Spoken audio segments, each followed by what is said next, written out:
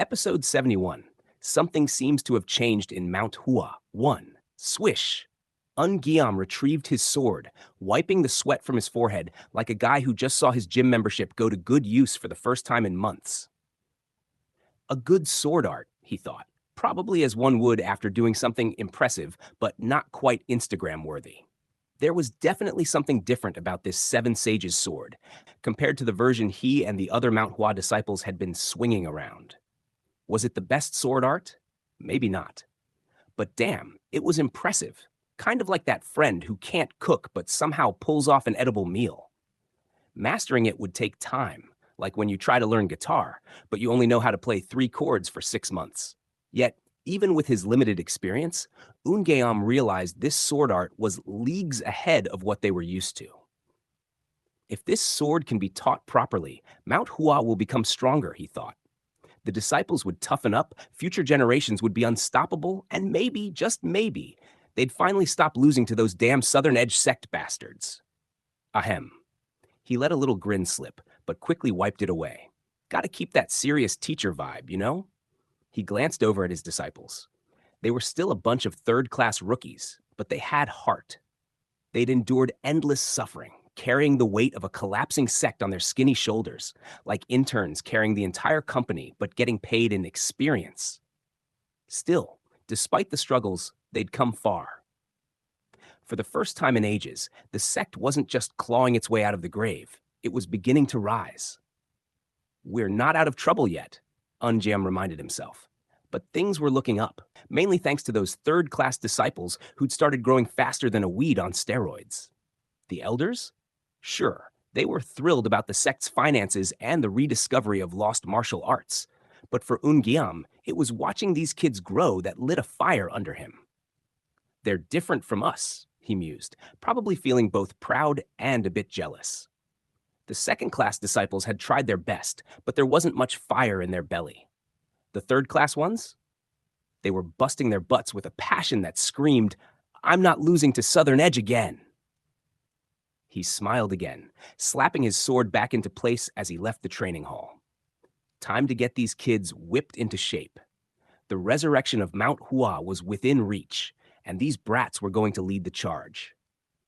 I'll have to work harder for that to happen. He clenched his fist, feeling like a coach in an underdog sports movie. He stepped into the training hall with all the enthusiasm of a man ready to crush it, until his eyes landed on the scene before him. What the f... He stopped short, staring at what could only be described as a battlefield, where swords were replaced with sheer exhaustion and broken dreams. Ah! My arm! My back! It's done for! Call the coroner! Save me! Please! The disciples were sprawled out on the ground, twitching like fish out of water, clutching their wooden swords in various states of disrepair. Drool was dripping from their mouths, and they looked one step away from filing a lawsuit. What the hell happened here? Unjiam muttered, rubbing his eyes in disbelief. Just then, a guttural sound of effort caught his attention. Ah! He turned to see Joe Gul, shirtless, sweating buckets, swinging his sword like he was auditioning for a role in a gladiator movie. Every time the sword moved, sweat sprayed from his body like some sort of water show at an amusement park. His eyes were practically on fire, his shoulders trembling like they'd been rigged to a vibrator. Unjiam's body trembled in response, not in fear, but in shock. What was this madness? Okay, one more, said a voice from beside Joe Gul. Unjiam's eyes shifted, landing on Chung Myung, who was wielding his sword with the grace of someone out for a casual afternoon stroll. Compared to Joe Gul's sweaty struggle, Chung Myung looked, well, flawless. Not a hair out of place, no sweat, just calm precision. Just swinging your sword isn't enough. Chung Myung called out in a tone that was both instructive and condescending. If you're gonna swing it, use every muscle in your body. Tip to toe, damn it! Make it count! Wasn't this kid the youngest disciple? Since when was he the one barking orders? Ungeam felt like he'd walked into a parallel universe. But damn if Chung Myung wasn't right. Everything he said made sense. Okay, one more. Joe Gul groaned before collapsing like a sack of rice. Chung Myung clicked his tongue in disgust. Ch, weaklings, Chung Myung said, shaking his head with a look that could be described as a mix of pity and pure sass. You're not cows, people. Use your brains, not just your brawn. Unjiam's eyes widened. Was this kid for real? Did he actually understand martial arts better than half the elders? Was this some kind of prank? What happened here? Unjeom shouted, "Oh, teacher!" Chung Young skipped over, his voice full of fake innocence. How was last night? The disciples gritted their teeth, their faces twisted in a combination of resentment and disbelief. This damn manipulative bastard, they thought in unison. How was it that Chung Young, the youngest, showed respect to the elders but treated his fellow disciples like they were nothing but cannon fodder? What happened here? Unjeom repeated. We were training, of course, Chung Myung said, as if that much was obvious. The groaning disciples on the floor looked at Unjeom with eyes that screamed, Save us! Training! This is training? Unjeom asked, incredulously. Quack! One disciple moaned. Teacher, please, too hard, too much, another pleaded, their hope fading fast. Unjeom raised his voice. Training is supposed to develop the body and mind. Too much of it, and you'll burn yourselves out. What do you have to say for yourselves? Chung Myung didn't even blink. I know, teacher. What? But this wasn't my idea. My Sa-youngs here insisted. They were all fired up after what happened at the last Mount Hua and Southern Edge Sect conference. They're desperate not to get humiliated again. The disciples frantically waved their hands, shaking their heads behind Chung Myung's back. It's a lie! But Ungeum's eyes softened. I see. Ungeum glanced at the disciples, nodding slowly. You all want to train harder for the upcoming conference? Chung Myung threw a conspiratorial wink at the disciples as he continued. Exactly, Sasuk. We can't let those Southern Edge bastards beat us twice, can we? Unjeom blinked, then nodded. You're right, we can't. And just like that, he was wrapped around Chung Myung's finger. Chung Myung eyed them with the enthusiasm of a kid in a candy store. Come on, don't be shy. Was it you, Yoonjong? Or maybe you, Jo-gul? No? Then it must have been you, the quiet one in the back. The other disciples exchanged anxious glances. They knew better than to spill the beans on who ratted them out. After all, nobody wanted to be the target of Chung Myung's overzealous training regimen. Fine, if no one's going to confess, let's see how tough you really are, Chung Myung announced, brandishing his wooden sword like a knight of old. The disciples stared, eyes wide with dread. They were too exhausted to run. All they could do was lie there, praying for mercy. But mercy was a foreign concept to Chung Myung, who was now on a mission to turn them into the next generation of sword-wielding warriors, or at least into somewhat competent fighters. All right, I want everyone up and moving. If you can't swing a sword, you'll be doing push-ups until I can't hear you whimpering anymore, he barked, pointing his sword at them as if he were a general leading his troops into battle. Push-ups? But we can barely move, one of the disciples whined, his voice cracking. Exactly. You need to toughen up. No one's getting a free pass just because they had a rough day. Chung Myung shot back, his eyes gleaming with mischief. With a deep sigh, the disciples slowly began to push themselves up, groaning in protest. It felt like trying to lift a mountain with toothpicks. Come on, I want to hear some grunting, Chung Myung shouted, and like a deranged drill sergeant, he began to count. 1, 2, 3. Come on, you can do better than that. As the disciples struggled, Ungeum, still feeling guilty for leaving them in Chung Myung's clutches, peeked back into the training hall. He couldn't help but feel a mix of pride and disbelief at what he was witnessing. What have I done? He muttered, realizing he'd just unleashed a whirlwind on his disciples.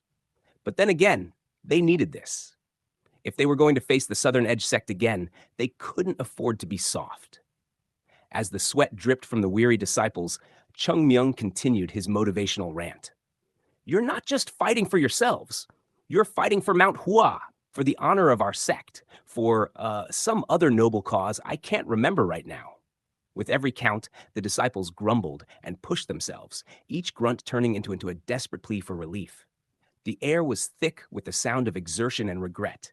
Finally, Chung Myung clapped his hands. All right, time for a break. Just kidding.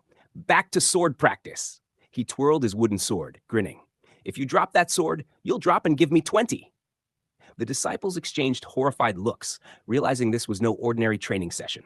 This was a trial by fire, and their young mentor was the flames. As the training session dragged on, Ungeum couldn't help but chuckle softly to himself. Maybe, Just maybe, this madness was exactly what Mount Hua needed to rise from the ashes. Come on, you guys. Show me the spirit of Mount Hua, Chung Myung shouted, his voice echoing against the walls like a battle cry. If you can't handle this, how are you going to handle the southern edge? With every swing and every push-up, the disciples grew stronger, not just in body, but in spirit. They were no longer just third-class disciples. They were warriors in training, driven by the promise of honor and redemption. As the sun dipped low in the sky, casting long shadows across the training hall, Ungeam knew one thing for sure. If they survived this day, they would emerge as something greater than they had ever been before. All right, you lot, let's finish strong.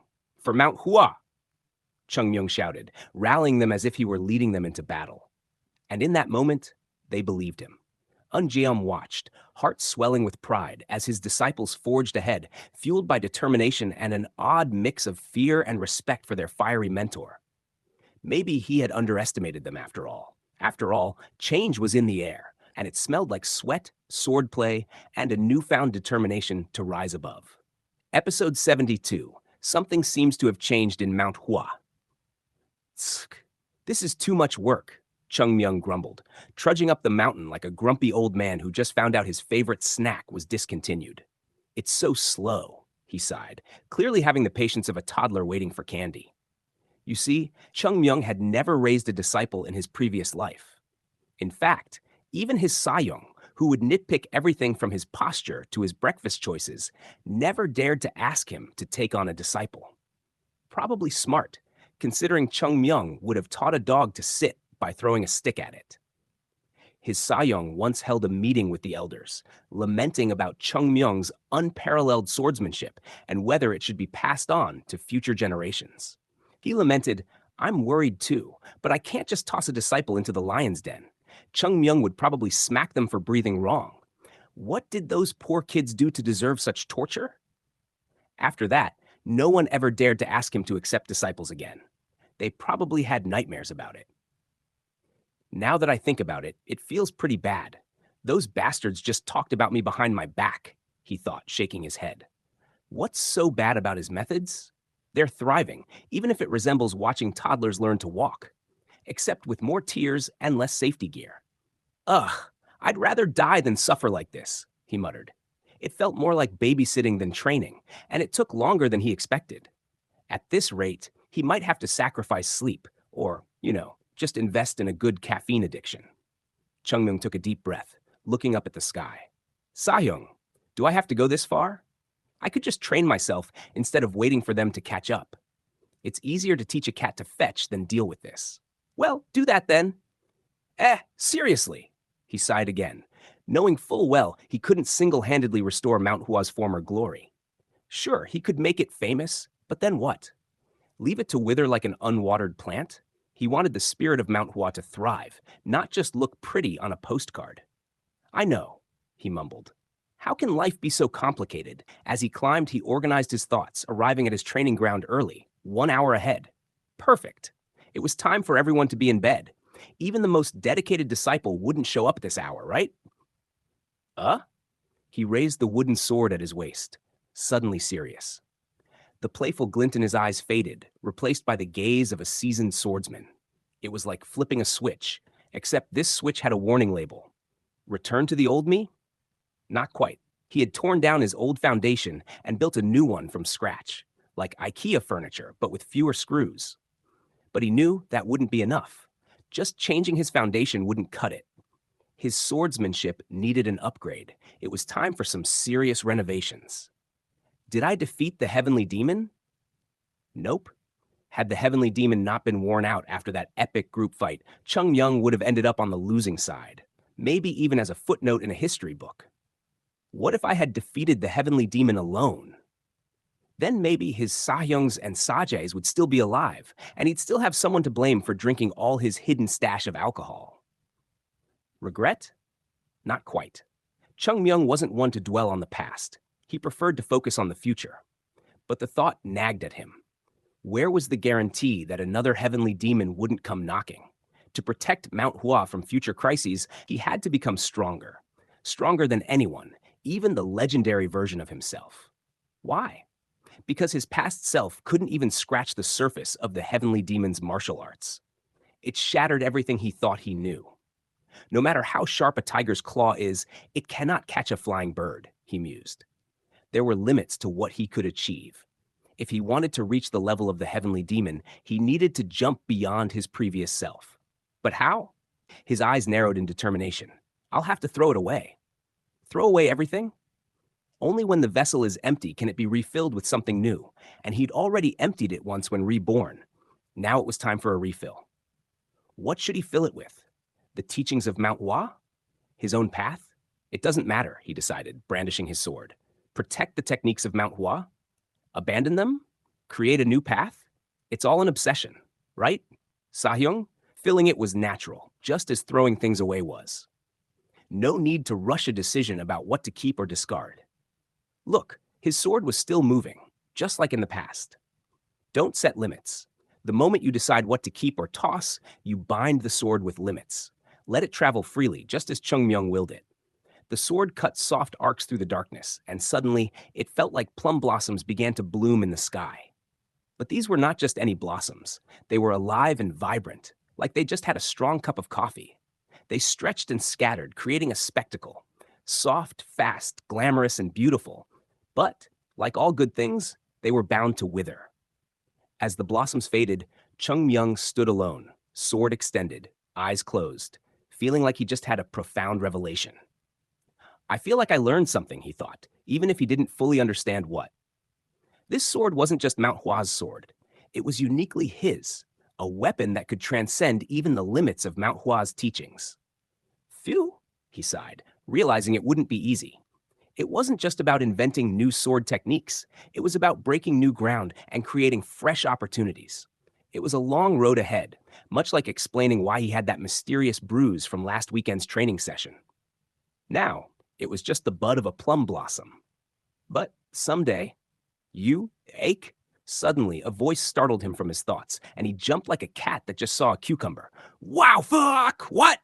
Before he could process it, someone had snuck up on him again. Chung Myung blinked rapidly, trying to register who it was. Is she that girl from last time? You something. Ah, right, you Yseol. She stared at him with a blank expression, which only heightened his anxiety. How did she sneak up on me? I'm not a blind bat. Last time, she pulled the same stunt. What was her secret? Had she mastered some ninja technique? Seeing Yu Yisol's gaze, concern washed over him. How do I fix this? How much did she see? Just as he was about to formulate a plan, Yu Yisol spoke. Plum Blossom. Well, there goes his cover. She tilted her head, confused, and Chung Myung's mind raced. Right. Yes. Keep being confused. He plastered on a bright smile. How have you been? As he stepped closer, she flinched like he was a rabid squirrel.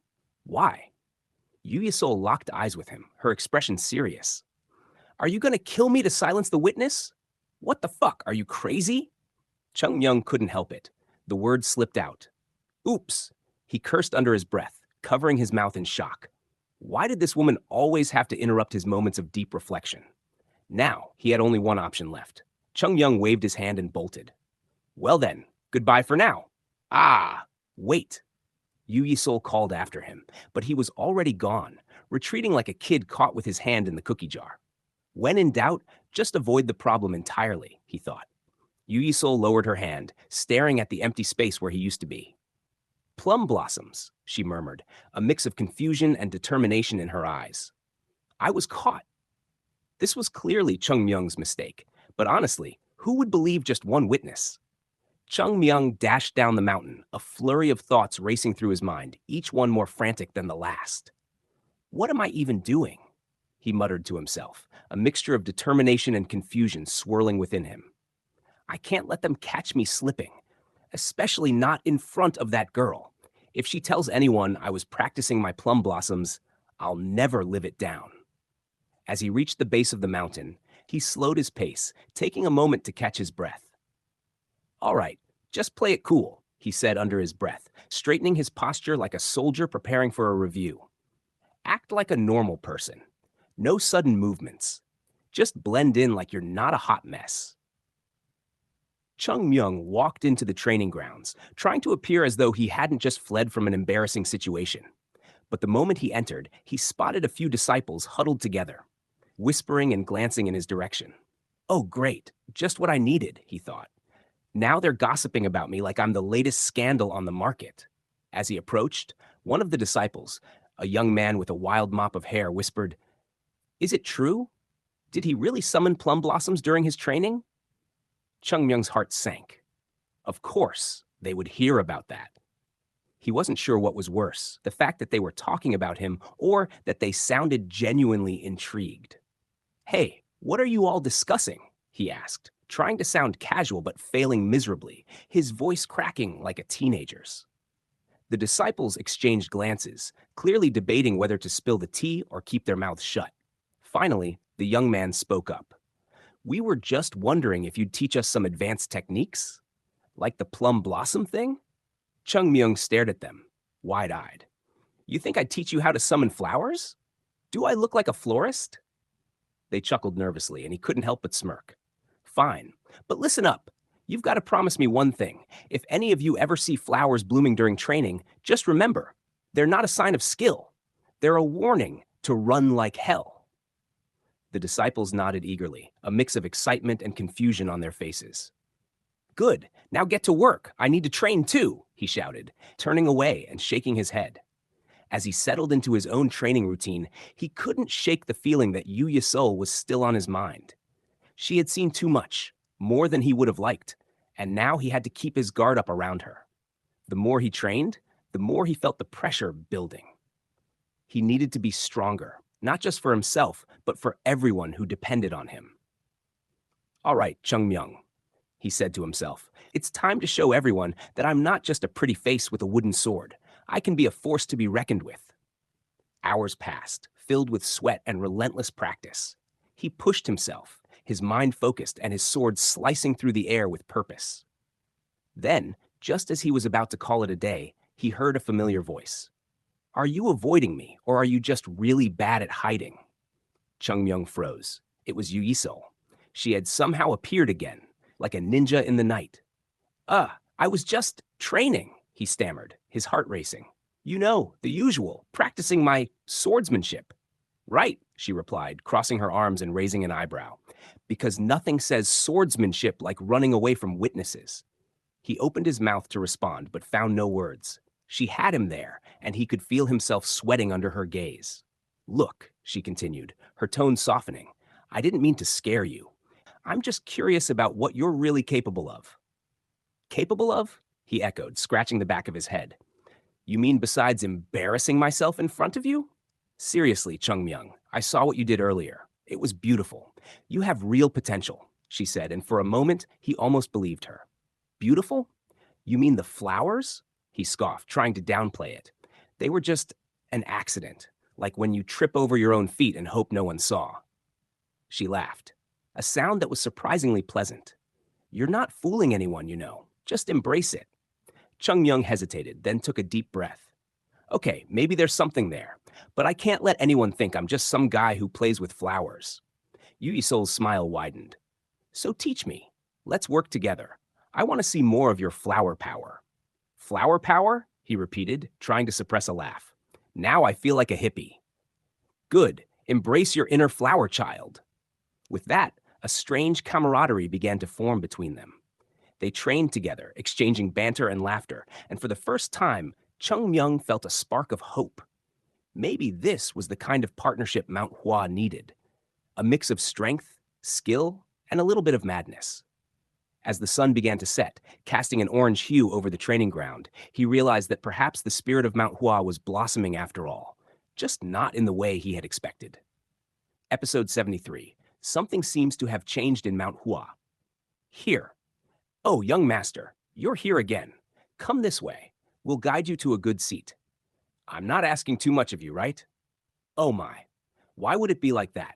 Thanks to your frequent visits, business is going well, and life is worth living. Ha ha! Chung Myung strutted over to a window seat, like he owned the place. Because let's be real, he kinda did. Here is a cold, wet towel. Wait just a moment more, and I will bring the alcohol that you always have. What would you like to eat today? Just give me whatever you recommend. Yes, I'll talk to the chef and ask for the best food to be prepared. I don't want the best. I want the most delicious, you bastard. Who was he trying to fool? The restaurant owner dashed off to the kitchen, probably daydreaming about how he'd pay off his mortgage with all of Chung Myung's visits. Moments later, he returned with 2 bottles of chilled alcohol. Here you are. Thank you. Chung Myung opened the lid like a kid opening a treasure chest and poured it into his glass. The sound of the liquid splashing was music to his ears. People live for this taste. Now, let's be clear. While Chung Myung might have earned some privilege around here, drinking alcohol as a third-class disciple, that's a big no-no in the Taoist handbook. But who was Chung Myung? Oh, just a rebel with a cause. He lived for breaking the rules, especially the ones that involved telling him not to indulge. Oddly, if you tell me not to eat, I end up eating more. The irony wasn't lost on him. The 2 bottles he'd stashed in his cave were long gone, and now, thanks to a little leniency from the sect leader, he made a daily pilgrimage here to get his fix. How often did he visit this place? Only the owner could give you an answer, and he was probably too busy counting his tips. Kua! Chung Myung gulped down a glass and eyed the other one like it was a portal to another realm. Paradise, to be specific. Taoists are supposed to go with the flow in life, so why do they have all these silly restrictions? Aren't Taoist rules just the worst? What? Chung Myung is a Taoist too? Well, he was a special case. He poured another glass, raised it to his lips, and smiled. It isn't the same as it used to be, Sahyung. Alcohol tastes best when you're hiding from that nagging Sahyung. I am still here like this. He looked at the glass with a smirk. Funny how he'd never missed anyone in his life until now. Sentimentality hit him like a rogue wave, but he wasn't going to dwell too deep. Chuch. The past is the past. If the Sahyungs saw this side of him, they'd never let him live it down. In this world, whether they were called Taoists, saints, or deities, his Sahyung was just a playful old bastard. Just like Chung Myung himself. Now, here is the leopard fish skin, and here is the pig feet fry. He eyed the dishes, the leopard fish skin made with oyster meat and pork, and the pig feet fry loaded with onions. Shanxi delicacies? Sign him up. What about pork belly? It's coming soon. Chung Myung raised his chopsticks, practically drooling. Seriously, who needs nirvana when you have a table full of food and booze? This is paradise. Sahyung, sorry, but I plan to live, so I hope you live happily wherever you are. The door swung open, and a group of men burst in. Welcome. The owner dashed over to greet them, like a puppy that just saw its owner after a long day. The newcomers? A bunch of well-built young men and women. Wait, maybe they're too old to be considered young men? The men were certainly in their prime, while the women looked like they could be their younger sisters. Chung Myung shrugged and returned to his feast. We get to eat food after such a long time. We don't have to eat those fasting pills anymore, Sahyung. Isn't that why we're here? Our priority is to go up the mountain and greet our elders, but I'm sure they'll understand our little detour. Sahyung? Elders? Chung Myung frowned, casting a suspicious glance at the group. All dressed in black with a plum blossom pattern? The baked disciples?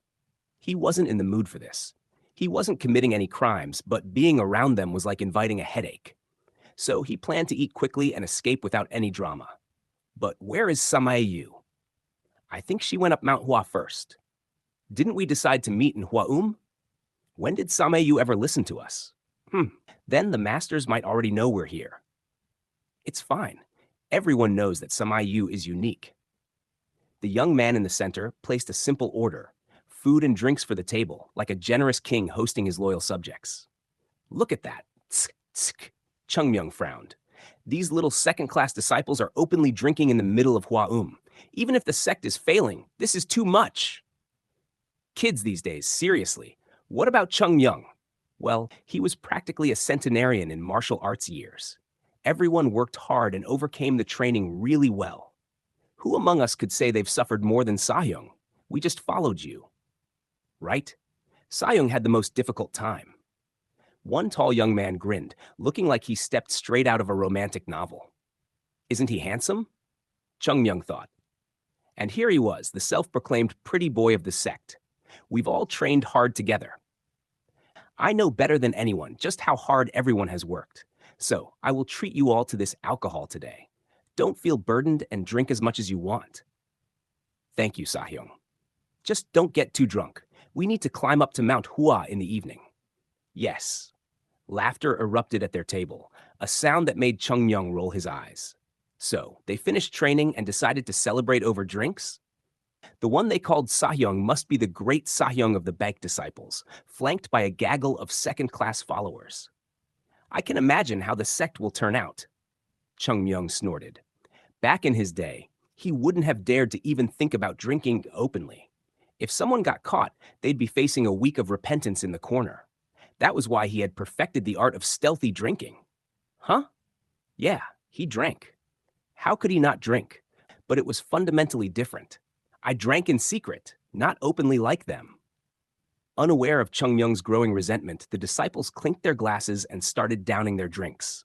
The snacks arrived and the atmosphere heated up. I should quickly eat and get out of here. Chung Myung moved swiftly, pouring himself another glass. But then he overheard something that made him pause. Baekchon Sahyung. What is it, Sajay? After all this hard work, we'll be able to get good results in the conference, right? The one called Baekchon folded his arms and nodded. Right, Sahyung? Sajay, to be honest, I don't know. But there is one thing I do know. What is that? Effort never betrays a man. Baekchon's eyes sparkled like he was auditioning for a role in a heroic drama. We've done our best. We made it through that arduous training and constantly beat ourselves up. Even if we don't win, isn't it true that we've made commendable progress in this time? Yes, Sahyung. Don't get too hung up on winning or losing. We're in this for the long game. If we lose sight of the present, we'll never be able to see the future. I was short-sighted. However, I do want to win. Baekchon smiled, and the room seemed to brighten. It was like he had just finished a TED Talk. But there was one person nearby who wasn't as enchanted. Does he put oil on his lips? Chung Myung chugged his drink, sporting a sour expression at the cringe-inducing speech. He didn't enjoy this sugar-coated nonsense. Something feels off about this guy. Sure, he wasn't a bad person, but there was a hint of something else. Then, where do we stand? Can we fight against the Southern Edge sect on equal footing now? Well, Baekchon's smile faltered. The Southern Edge sect is strong. Isn't it one of the 10 great sects? Yes. In the past, Mount Hua was also one of the 10 great sects. However, to be honest, the difference between us and the Southern Edge sect has grown beyond comparison. The mood in the room darkened faster than a kid who just lost their ice cream cone. But that's just what others believe. Baekchon raised his voice, trying to brighten things up. Skills aren't necessarily proportional to fame. We lost to them in the last conference, but the difference wasn't that large. During all this time, haven't we focused on our training while even reducing our sleep? We'll be able to contest against them well this time. With the Southern Edge sect? Was Southern Edge this great from its inception? Was Mount Hua always the Mount Hua that we know? Nothing is set in stone. If we work tirelessly, it's not impossible for us to one day look beyond our current position. He spoke with determination, inspiring a room full of starry-eyed disciples. Meanwhile, Chung Myung just sat there, his expression stuck somewhere between skepticism and a mild cringe. Then it happened. Pwah! A low chuckle escaped him, and suddenly all eyes were on Chung Myung. Realizing his blunder, he covered his mouth, but it was too late. Shit, I didn't mean to react. Receiving their attention, he quickly improvised, deciding to play it cool. Just act natural. He started to cough, a theatrical display worthy of an Oscar. Pwah! Pwah! Cough! Pwah! The disciples stared, clearly unimpressed. Why aren't they buying it? My acting was perfect. He coughed more violently, hoping to regain some semblance of dignity. Young man. What? Baekchon slowly rose from his seat, casting a scrutinizing gaze at Chung Myung. Young man, who could you be? I don't believe I've ever seen your face in Hwam before. If it isn't too rude, may I ask your name and what family you belong to? The tension thickened in the air, and Chung Myung felt like he'd just walked into a hornet's nest wearing a beekeeper's suit. Right? Episode 74. Something seems to have changed in Mount Hua. Baekchon narrowed his eyes, peering suspiciously at the scene before him. Who is this guy? He thought, mentally rolling his eyes. This was getting absurd. As soon as they stepped into this place, something felt off. And now, staring at the child, who looked barely old enough to have figured out how to use chopsticks, ordering expensive food and alcohol, it clicked. Sure, rich kids could do that. The sons of officials and merchant families often flaunted their wealth. But in Hua Baekcheon scratched his head, bewildered. Where did this little prince come from?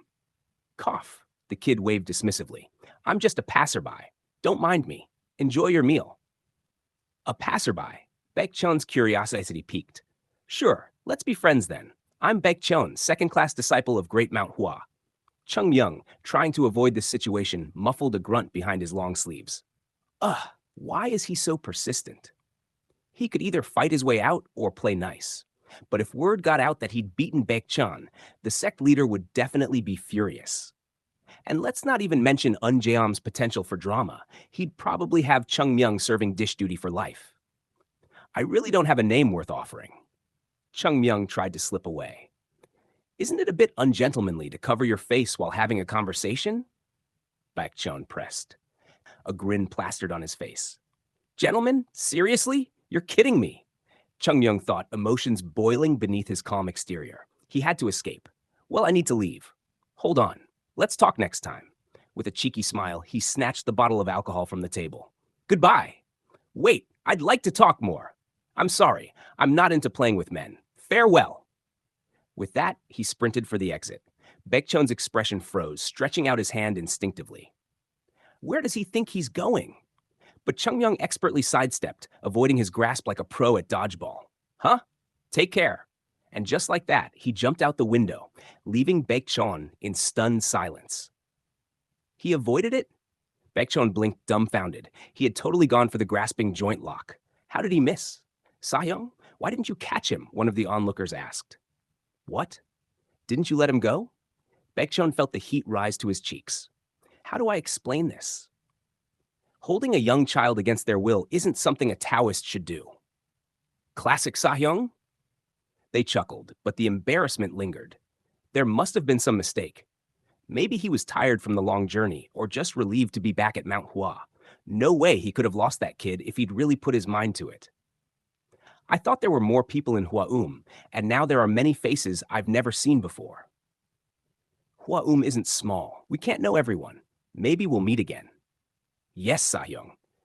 Baekcheon smiled, but it didn't quite reach his eyes. Ugh, what rotten timing. Chung Myung kicked a stone down the road. Why did he have to show up and make a fuss? And why the hell was I in the middle of a crowd? He felt like fate had turned its back on him. What a waste of good food. At least I saved the alcohol.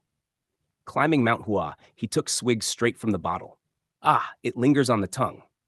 If only there were snacks to go with this, he mused, tossing the empty bottle aside. Climbing a mountain is hard work. Every climb felt like the first, and it never got easier. But that Baekcheon kid, he could feel trouble brewing. His comfy life on Mount Hua had been a gift, thanks to the accolades he'd received. But the age gap between the elders and the third-class disciples meant a lot of leeway. The scariest person in an army isn't the general. It's that short-tempered supervisor breathing down your neck. Ugh, Baekcheon. Chung Myung smirked, shaking his head. I shouldn't have laughed back there. But he couldn't help it. Baekcheon's claim was just too ridiculous. Overtake the Southern Edge sect? Chung Myung clicked his tongue. If only those fools could defeat the third-class disciples of the Southern Edge sect. Oh my, Sahyung. Just look at these disciples of Mount Hua. Kids these days. He felt more shocked seeing the state of the third-class disciples than he did watching a dog try to chase its own tail. How much martial arts could they even learn? They wouldn't know real martial arts if it bit them. But the second-class disciples? Now that was a different story. Oh my God. Chung Myung took a deep breath. When will these disciples grow into competent martial artists? The wait felt endless. Jogul Sahyung, all the third-class disciples have been asked to gather. Why? Our seniors are back. Did you tell Great Sahyung? Yes, he said he'll be there soon. Jogul quickly changed from training clothes to something presentable as sunset approached. I wonder if he's back yet. Jogul opened the door to Chung Myung's room and froze. Chung Myung lay sprawled on the bed, mumbling in his sleep, looking like he just wrestled a bear. Did he seriously get drunk? Jo Gul panicked, running over to shake him awake. Chung Myung, Sajay, you crazy basta. Huh? Ah, nothing. Forget that last part. Shaking him harder, Jo Gul tried again. Everyone was asked to gather. The Sassaks are back. Wash up. You look terrible. Ah. Chung Myung stretched like a cat, yawning. I guess I dozed off a bit. A bit? More like you got knocked out. You really should wash up first. Ugh. Chung Myung unleashed some chi, scattering the scent of alcohol as if he was some sort of magical air freshener. Jo Gul sniffed the air, bewildered. Why don't I smell the alcohol anymore? Alcohol? What's wrong with you? We're on the path of purity, Sa-young. Why would we have such things? We'd get punished. No, I definitely. Let's go. We might be punished if we're late.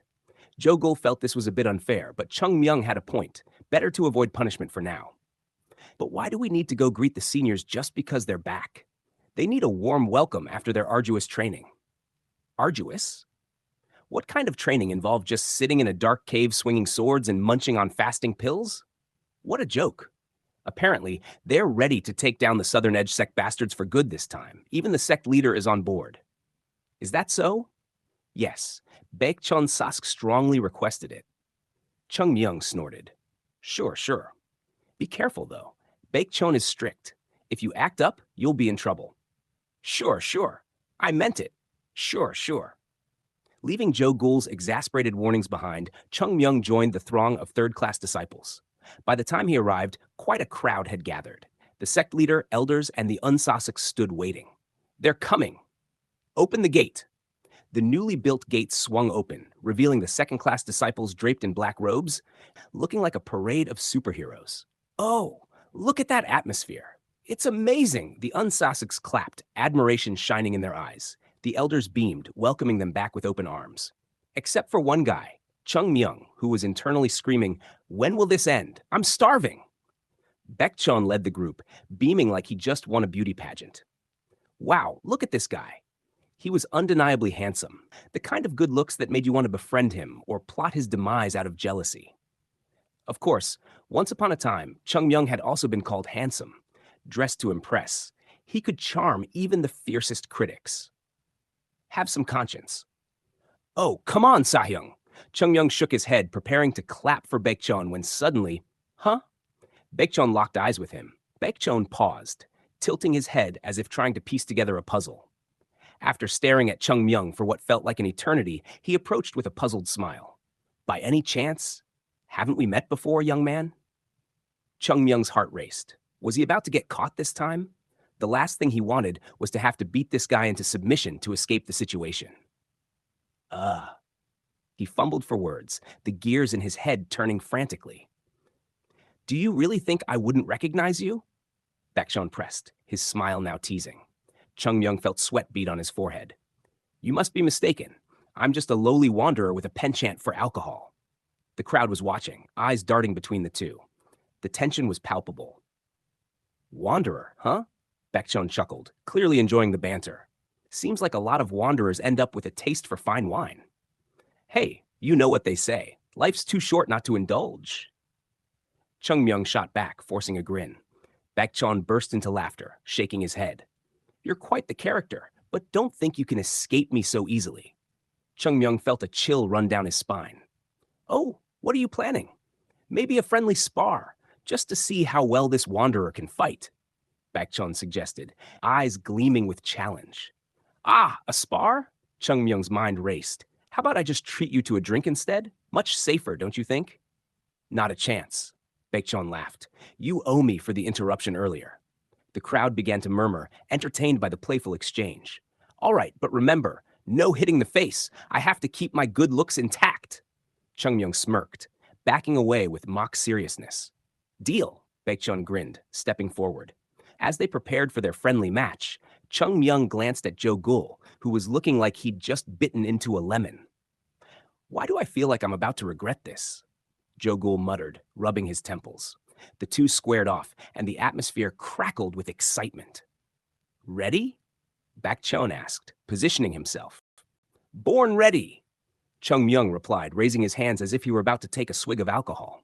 The moment they began, it was a whirlwind of movement. Baekchon's strikes were precise, while Chung Myung danced around like a drunken master. This is nothing like I expected. Baekchon laughed, dodging a wild swing. You're actually good. I told you, I've been practicing my wandering technique. Myung quipped, spinning to deliver a light jab. The duel drew the crowd closer, their cheers and laughter blending into a lively symphony. Just as Myung felt the rhythm of the fight, Baekchon suddenly feigned to the left and lunged right, catching him off guard. Gotcha! Baekchon exclaimed as he lightly tagged Myung on the shoulder. Hey, no fair, Myung protested, mock pouting. Rules are rules. Baekchon shot back, clearly enjoying the friendly competition. As they continued, Myung couldn't help but admire Baekchon's skill. Not bad for a pretty boy, he shouted, dodging another strike. Pretty boy? Watch it, Baekchon laughed, going in for another jab. Hey, I'm just speaking facts, Myung countered, then added with a wink. At least I'm not just another pretty face. With that, the two kept going, exchanging blows and laughter. Each hit was light, but the camaraderie they built was palpable, and the crowd loved every moment. Eventually, they both stepped back, panting and grinning like fools. That was fun, Baekchon declared, wiping the sweat from his brow. You've got some serious moves. Thanks. You're not half bad yourself for someone who looks like they just walked off a runway, Myung retorted, giving him a playful nudge. As the crowd erupted in applause, Baekchon turned serious for a moment. You should join us more often, you know. It's good to have someone who can keep us on our toes. Myung shrugged, a smirk playing on his lips. As long as you're buying the drinks, count me in. Deal! Baekchon laughed, his expression brightening. With the atmosphere relaxed and friendly, the tension that had once surrounded them faded into the background. Myung couldn't shake the feeling that maybe, just maybe, Mount Hua was becoming a little more interesting after all. As the sun dipped below the horizon, he thought about how nice it was to be back. Even if it meant dealing with a bunch of overzealous disciples and a handsome thorn in his side, at least he'd have some entertaining company. Let's get back to that food, Myung declared, rubbing his stomach dramatically. Yes, finally, a good idea. Baekchon agreed, leading the charge. With laughter echoing behind them, the duo headed off into the evening, ready for whatever antics awaited them next in Mount Hua. And in the quiet moments that followed, Myung realized that maybe being part of a family, however chaotic, wasn't such a bad deal after all. Episode 75, Something Seems to Have Changed in Mount Hua 5. Baekchon smiled brightly, showcasing that handsome face of his. It wasn't perfectly handsome, but it had a unique magnetism, kind of like a well-crafted ad for a skincare product that made you question your life choices. Myung felt a strange nostalgia, reminiscent of his encounters with the Shaolin sect. But let's be real, this guy was no Shaolin prodigy. In the oddly mismatched ambiance of Mount Hua, where most folks looked like they just crawled out of a hot spring, Baekchon's charisma stood out like a peacock in a henhouse. It made Myung question what exactly he was doing in this rundown Mount Hua. What made matters worse was that this charming idiot seemed intent on nipping at Myung's ankles like a small, overly enthusiastic dog. What are you talking about? Myung replied, feigning ignorance. You don't know? Nope. Ah, is that so? Baekchon tilted his head, looking like a confused puppy trying to figure out where its toy went. That's quite strange. I feel like I've seen your face before. When did you join us? Yoonjong jumped in, clearly eager to save Myung from this awkward social minefield. Sasuk, this child entered while you were all away from Mount Hua, so you couldn't have met him. Is that so? I see. Baekchon's smile turned positively radiant. You seem close. As great Sahyung, it's good you're looking after the youngest, right? Yes, Sasuk, Yoonjong answered, his voice tinged with awkwardness. Baekchon's grin widened, and it felt a bit like he'd just found the last piece of a jigsaw puzzle. It seems like a fateful meeting. You're so familiar. What's your name? Myung. I'm Baekchon. Be sure to remember my name. Just then, a voice boomed over them like a thunderclap at a picnic. How can you leisurely chat over there when the sect leader is waiting for you? Ah, I'm sorry, I'm coming. Baekchon bowed toward Ungeum, and with that, he rejoined his comrades like a returning hero. Jogul leaned in, a conspiratorial glint in his eye. Have you met Baekchon Sasuk before? No. Even if he had, the answer was still no. Be careful. Baekchon Sasuk is a second-class disciple. He's a great man. Great? Yes. Yunjong chimed in. He's known as the savior of Mount Hua. They say he has the potential to rebuild this crumbling sect. Savior? The word echoed in Chung Myung's mind, bringing back memories of his own time in the spotlight before he became the talk of the town for all the wrong reasons. Wasn't Joe Gould the sect's best genius? What are you saying? Someone might hear you. Joe Gould's face flushed like a tomato. Baekchon Sask isn't someone I can compare to. Exactly. A loser mentality is good, keeps you humble. Huh? Nothing, Sayung. Chung Myung observed Baekchon strutting ahead like he owned the place. Seems like a crane mixed in with a flock of hens. Sure, that sounds nice in theory, but it's not exactly a compliment when you think about it. A crane is a crane. It doesn't make sense for a crane to be among hens, and in most cases, he has a flaw. As Chung Myung pondered this, Yoonjong continued. Actually, Baekchon Sasek's sword techniques are at their peak. The elders have high expectations of him. He's a genius, even if he's young. Among the second-class disciples of Mount Hua, Baekchon seemed to be the golden child, and that's very annoying. Chung Myung had faced this kind of pressure before. It's exhausting, training while others slacked off, only for the elders to latch onto him like barnacles on a ship. Don't the Saseks look strong? Tell me about it. We'll never catch up. Look how cool and strong they are. Chung Myung couldn't help but think, are these idiots blind? Fine, let's call them cool, but let's not confuse looking strong with being strong. If these disciples are considered strong, then nobody would be considered weak. Looking at Sasek's level, Sahyung's would be able to win. At that, Jo Gul smiled, clearly not understanding the punchline. What nonsense. Right. Sahyung. His Sahyung. How was he supposed to endure this? Where was the justice in this world? Often it was said that those who ascend to the other world return to offer advice. So surely Sahyung, known for his virtue, could pop in for a chat, right? As Chung Myung mulled this over, a figure darted to join the second-class disciples lineup. Huh? Chung Myung squinted. Oh, that's a Baek disciple. You? Something. He remembered her because of their peculiar history. Please tell him she didn't spill the beans about their past encounter. Come to think of it, this is your first time seeing Senior Yu. Jo Gul's eyes sparkled with mischief. What? Right, Yu Yisol. Anyone who sees her for the first time can't take their eyes off her. That's how beautiful she is. Great, Sahyung. Huh? Do you have any cinnamon powder with you? Why? I want to sprinkle it on my ears. They're bleeding from hearing Jo Gul Sahyung talk. Yoonjong nodded sagely.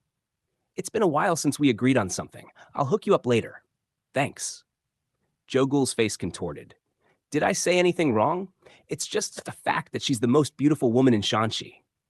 Chung Myung took a deep breath. You're the best in Mount Hua, and she's the most beautiful? If someone overheard, they'd think you two were getting cozy. But that's the truth. Jo Gul pointed dramatically at Yu Yisol. Isn't she pretty? Sigh. Before Chung Myung could respond, Jo Gul continued. But don't get your hopes up. Senior Yu already has Baekchon in her heart. Sahyung? Yes. Chung Myung sighed deeply. Instead of daydreaming about someone else's love life, you could have made a name for yourself if you just focused on training. You aren't supposed to stab people with truth like that. Just stop talking. Chung Myung glanced at Jo Gul like he was an overripe fruit and turned away. Looking back, Yu Yisol had indeed said she was his senior. As the back disciples lined up, the sect leader, watching from afar, smiled warmly. You've all worked hard. The training must have been excruciating, right? Baekchon took the lead, addressing the sect leader. Sect leader. It wasn't difficult at all. Our training was supported by the sect. How can we call it difficult? And the results? Baekchon's smile could have lit up a room. We realized the path of the sword is endless, but we returned with achievements that would make our former selves laugh. That's great to hear. Hyunjong turned to Hyungyung, finance head. Yes, sect leader. Now that Mount Hua's children have returned, shouldn't we celebrate? Tsk, what nons? No, nothing. Of course, we should. Hyunjong gave him a subtle look, as if to say, what is wrong with you? Well, we have a feast prepared in the meal room. Should be enough for everyone. I see. Hyunjong addressed the second-class disciples. I have many things to say, but I won't keep you here after your long journey. Let's head inside. Sect leader, may I ask one thing? Hyunjong was eager to clear the crowd, but Baekchon was oblivious. Feel free to ask. The scenery here has changed a lot since the last time we were here. What happened? Good things happened. I was able to restore everything in the sect. His answer was soft but firm, leaving no room for more questions. You might have many questions, but we have time ahead of us. We can take this slowly. Yes, sect leader. Unam. Yes. Unam stepped forward. Please look after these children who have suffered for so long. Yes, sect leader. Hyunjong nodded and turned his gaze. Chungmyeong.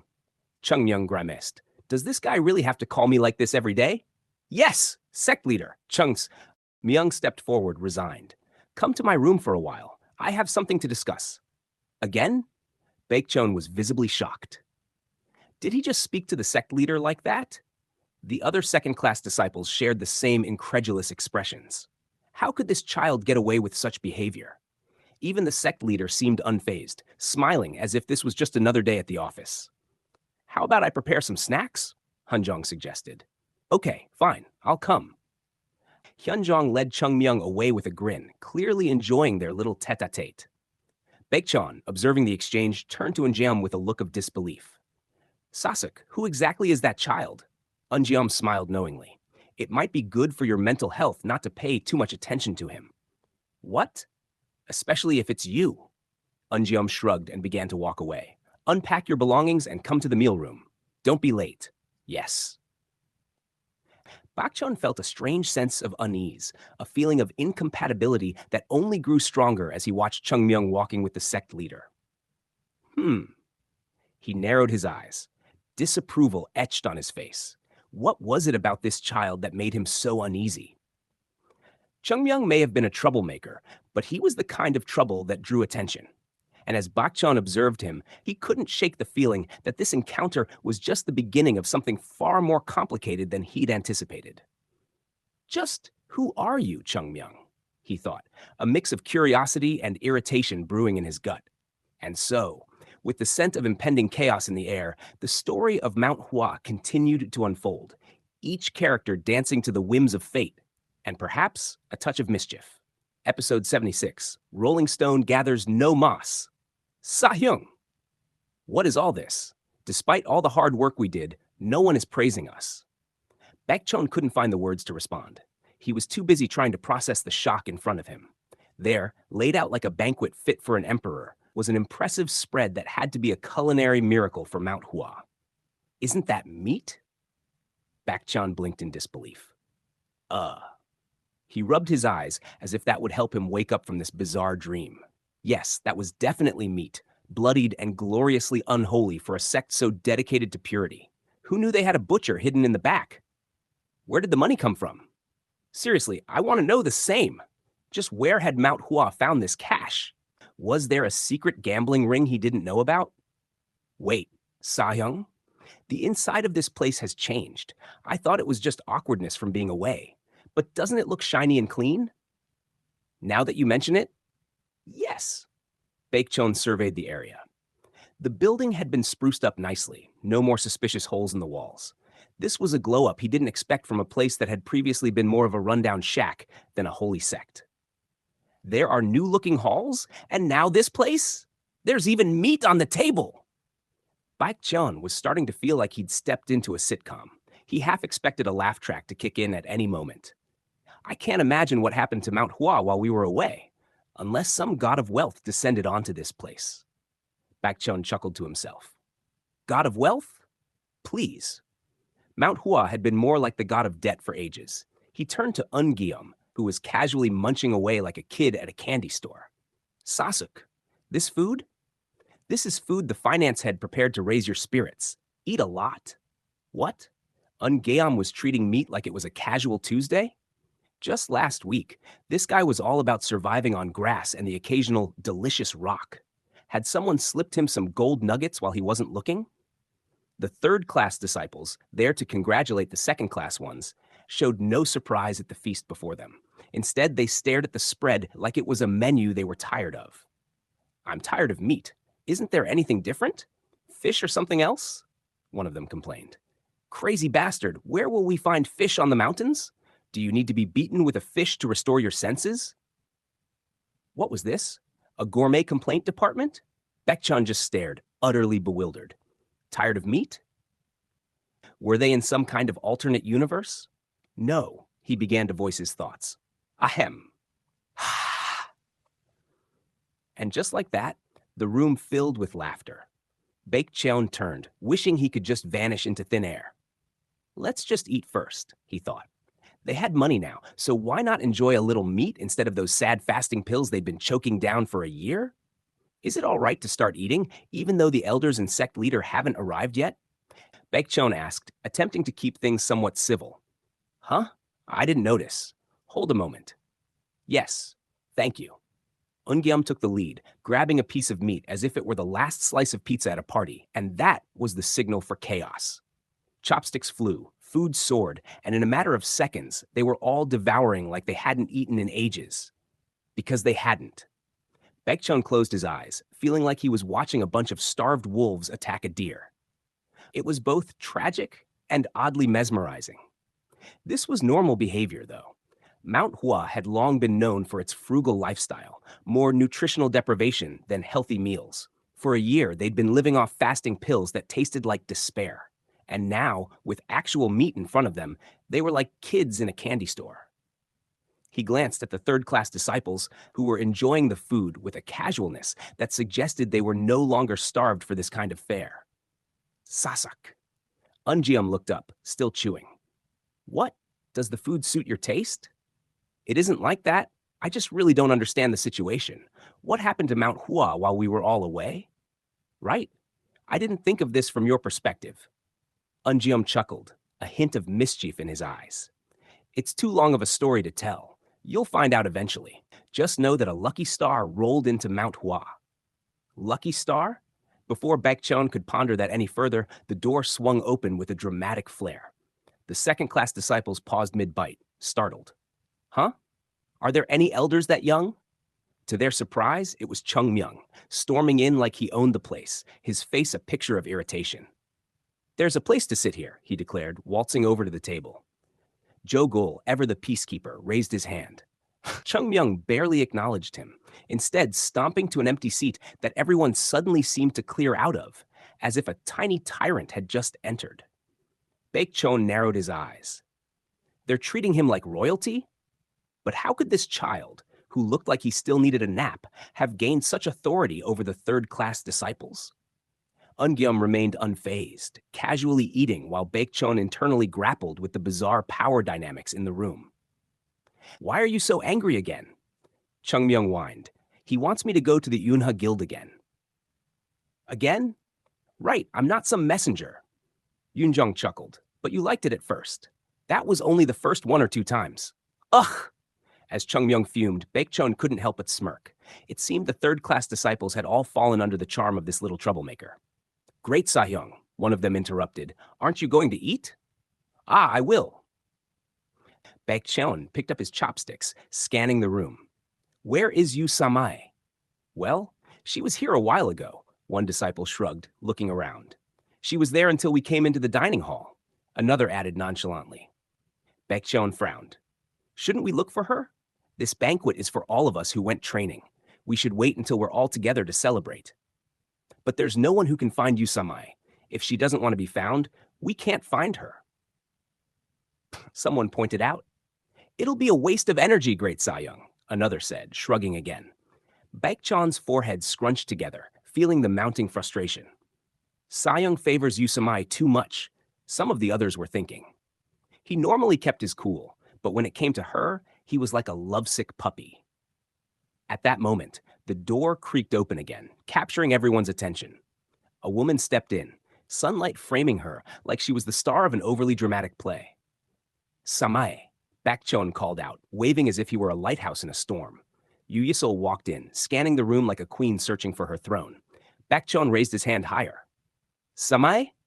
Over here. But instead of coming his way, she headed right toward Chung Myung. Step! Step! Baekcheon's heart dropped. Can I sit here? Yu Yisol asked, looking as innocent as a puppy, while the second-class disciples gawked like they'd just seen a ghost. Did Yu Samai just talk to a man? The shockwaves rippled through the group. Chung Myung waved her away like she was a pesky fly. No, you can't. Then let's talk for a moment, she insisted, undeterred. No, I don't want to talk to you. Go away. Chung Myung's blunt rejection sent shockwaves through the room. Is he crazy? The disciples whispered, eyes wide as dinner plates. And there they were, all in disbelief, witnessing the strange love triangle that could only happen in the most chaotic of settings. A dining hall filled with meat, laughter, and an absurd amount of tension. Yu Yesol's face froze for a moment, caught between surprise and disbelief. The second-class disciples leaned in, waiting for the fallout from this epic showdown. Did he just reject her? One of them whispered, clutching his chopsticks like they were a lifeline. Yu Yesol's expression shifted from shock to determination. Why not? She shot back, clearly unfazed by the dismissal. You can't just claim territory without some negotiation. The room was silent, and for a brief moment, you could hear the sound of a pin drop. It felt like watching a drama unfold, where no one knew whether to cheer or cover their eyes. Chung Myung rolled his eyes, his annoyance palpable. Look, I'm not your negotiation partner. Go find someone else to bother. Baekcheon couldn't help but marvel at the absurdity of it all. Here they were, a room full of martial artists, and the biggest battle was between a brat and the most stoic disciple around.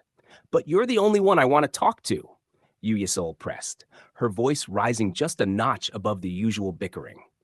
Yeah, well, I don't want to talk to you. Besides, you'll just ask about my favorite snacks, and I'm not ready to commit. Chung Myung shot back, gesturing as if they were negotiating a peace treaty. Baekcheon chuckled under his breath. Is this really happening? Are we discussing snack preferences while meat is going cold? Seriously, one disciple chimed in, trying to contain laughter. I didn't sign up for a soap opera. Next thing you know, they'll start a food fight, another quipped, barely holding back a grin.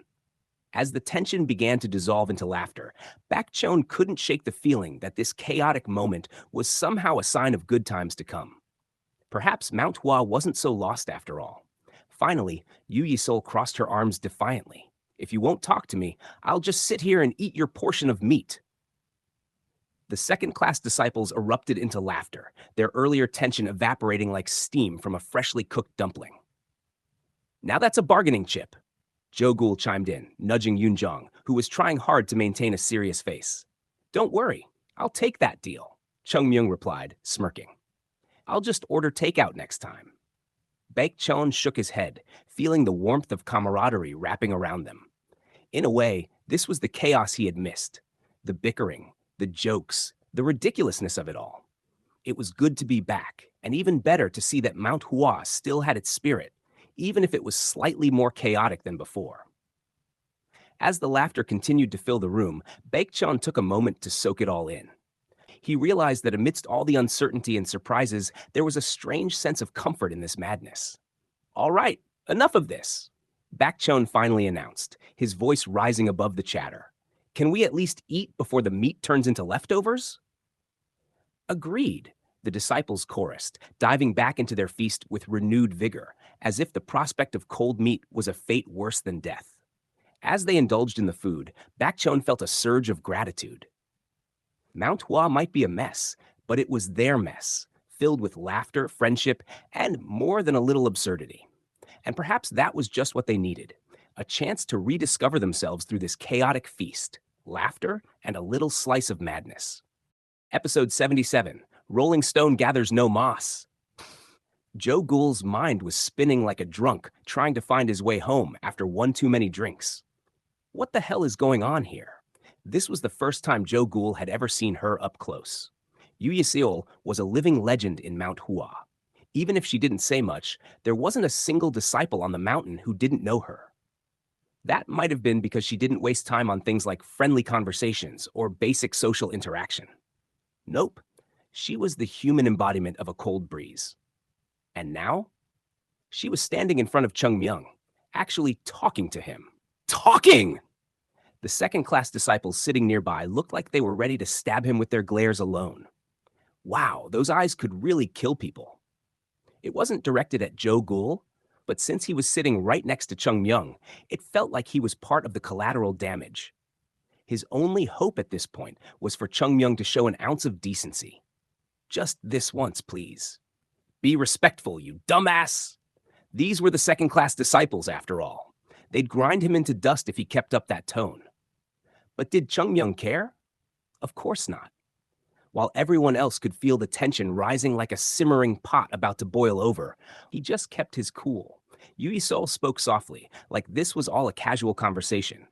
It'll only be a minute. Chung Myung, in his usual I don't give a crap tone, replied, I said I'm not interested. Her response was gentle, but it really will just take a moment. I said no. Don't you get what I'm saying? Jo Gul pressed down on Chung Myung's thigh without even realizing it, trying to rein him in. For the love of the Tao, man, watch your tone. Chung Myung turned to him, looking annoyed. What? No, don't ask what right now, you idiot! Chung Myung's complete disregard for the tension around him was making Jo Gul break out in a cold sweat. The second-class disciples' eyes were still boring into them, and it felt like any second now, someone was going to explode. Clicking his tongue, Chung Myung turned back to Yu Sol. I have nothing to talk about with you. Yu Sol was unfazed. But I have something to tell you. I really don't want to hear it. It's fine. Just 1 minute. Let's go outside. No need. Can't you see I'm eating? Then I'll wait until you finish. At that point, Jo Gul was sure the second-class disciples were on the verge of losing it. Their expressions were a mix of shock, rage, and disbelief. Is this guy serious? Yu Sol, the icy queen of Manhwa, was practically begging this man for a conversation, and here he was, acting like she was nothing more than an annoying fly buzzing around his meal. This crazy bastard. They couldn't understand. Chung Myung's ability to ignore Yu Sol's beauty and grace made them feel both furious and slightly impressed. It was like watching someone willingly walk into a storm and act like it was just a light drizzle. I said no. I have a lot of work to do. Find someone else. I came here for you. No, why would? Suddenly, Baekchon, who had been quietly seething in the background, let out a low cough, amplified with chi. Ahem! The whole room turned toward him. Baekchon stood from his seat, a charming smile plastered on his face, but Jo Gul could tell he was barely containing his anger. Chung Myung, was it? Yes, came the short, casual reply. Baekchon's smile didn't waver. Getting angry here would only make him look bad in front of everyone. Instead, he kept his tone light and patient, like a teacher trying to guide a particularly dense student.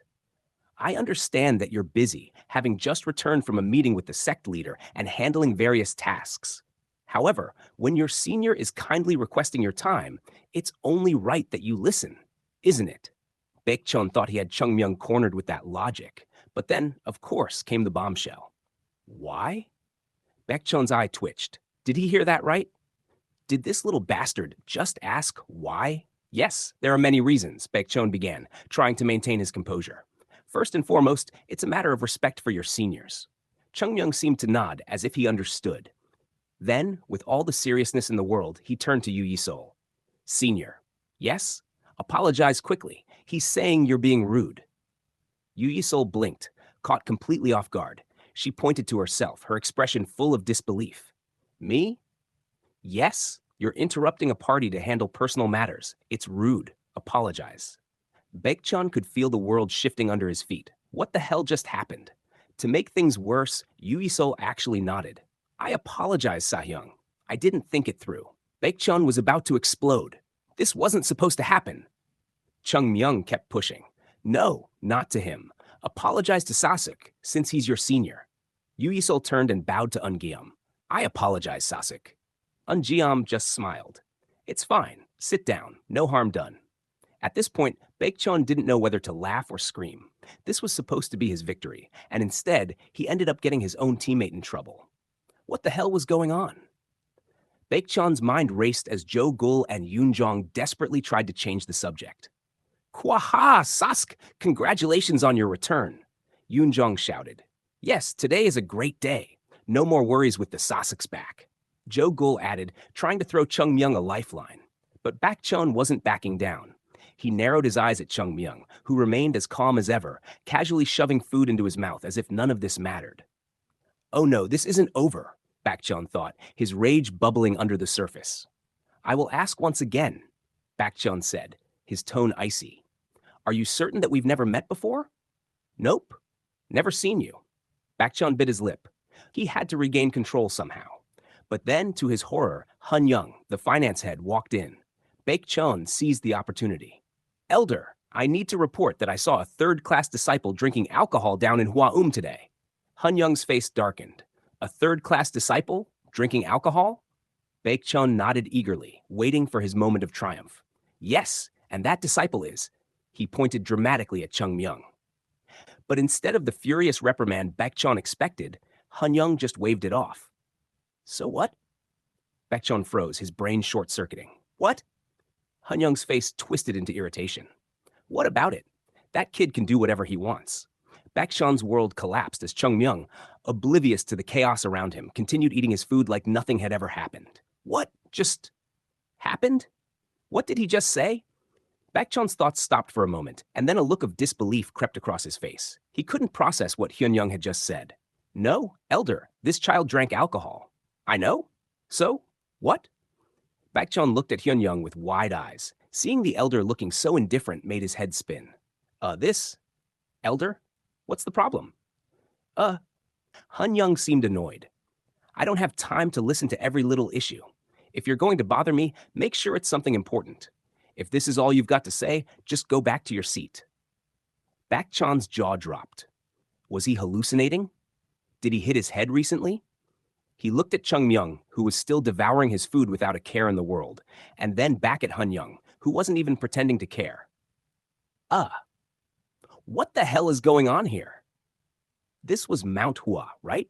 A sect known for its discipline and structure, right? This entire situation was so incomprehensible to him that Baek-chon found himself questioning reality itself. Baek-chon took a deep breath.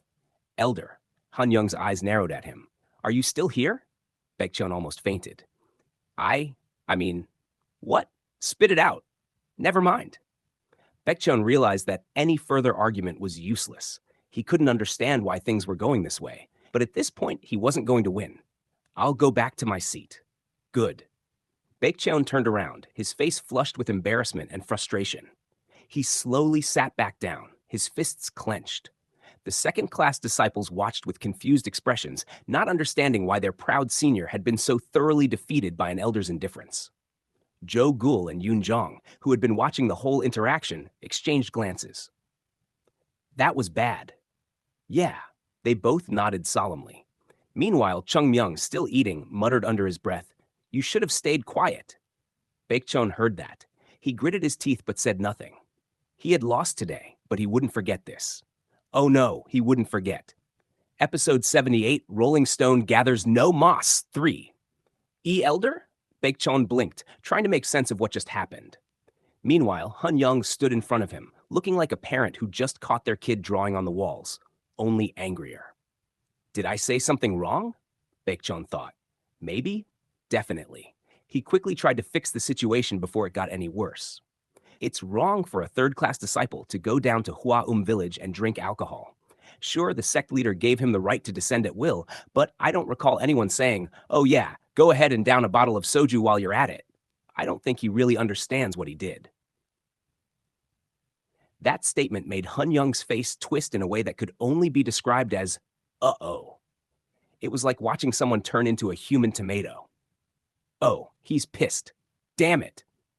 You clearly don't understand words, Hun Young growled. What? Oh no, Hun Young wasn't just angry, he was livid. Like, I'm about to flip a table and then flip you kind of mad.